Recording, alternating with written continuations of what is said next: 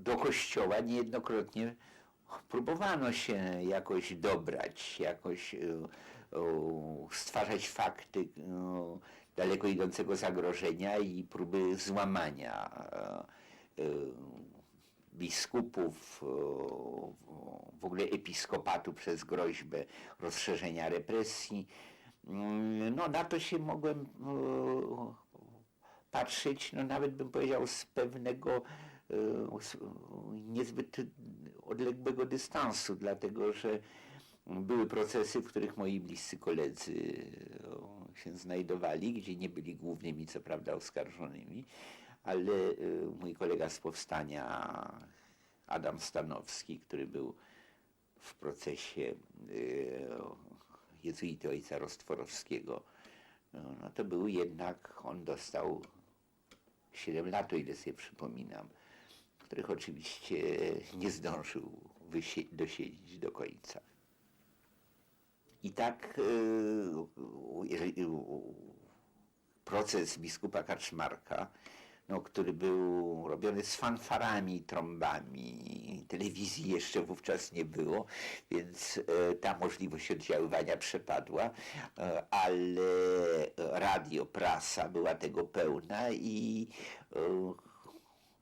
to miało takie wyraźnie dwojakie nastawienie. Pierwsze, kompromitować, żeby ludzie sami doszli do wniosku, że coś z tym kościołem niedobrze, że na pewno kolaborowali jakoś z Niemcami, że jest to organizacja, która otrzymuje rozkazy z Zachodu, gdzie zachodno z Watykanu, ale Watykan oczywiście idzie ręka w rękę z imperialistami amerykańskimi.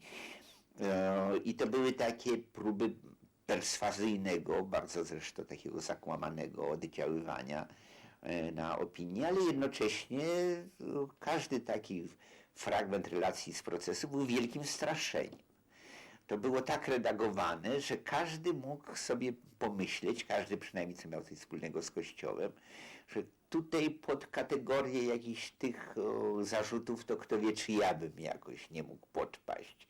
Że ja oczywiście nie mam nic wspólnego ani z Watykanem, ani z imperialistami amerykańskimi, ale kto wie, czy to, że ja tam gdzieś kiedyś coś, będąc w kościele, gdzieś poszedłem, gdzieś z kimś rozmawiałem, czy to się też nie dałoby tak zinterpretować. No to były działania terrorystyczne takie, o tyle skuteczne, że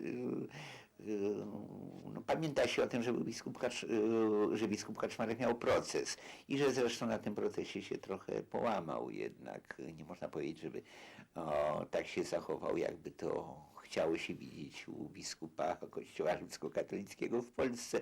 No ale temu towarzyszyły bardzo szerokie aresztowania. Ilość ludzi aresztowanych, nie wiem jaka była, jakiego to rzędu, no ale mogłem obserwować to w ten sposób, że również wśród moich znajomych znajdowali się ludzie aresztowani w związku z tym procesem, którzy nigdy nie zasiedli na ławie oskarżonych, ale to wskazywało na to, że ta fala aresztowań musiała być dosyć duża. Jednak ludzie się w tym trochę orientowali. No i oczywiście przychodził strach.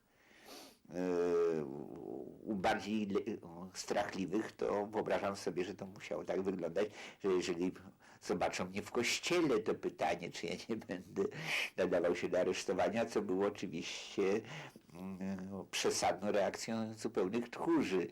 Natomiast ci ludzie, którzy byli jakimiś działaczami, no, to mieli zupełnie już poważne powody do obawy, że za tydzień, 2 oni mogą się znaleźć w podobnej sytuacji, niezależnie od tego, czy podstawy będą poważniejsze, czy zupełnie niepoważne, bo jednak ta świadomość to była dosyć powszechna, że to, że się czyta, że ktoś tam się z kimś spotkał, coś powiedział, coś dostał z zagranicy, a w dodatku dolary to mogły być na przykład, czy coś, to jednak nikt nie wierzył, żeby to była prawda. Ale jednocześnie każdy wiedział, że to bardzo łatwo coś takiego powiedzieć na sali sądowej i uznać to za udowodnione.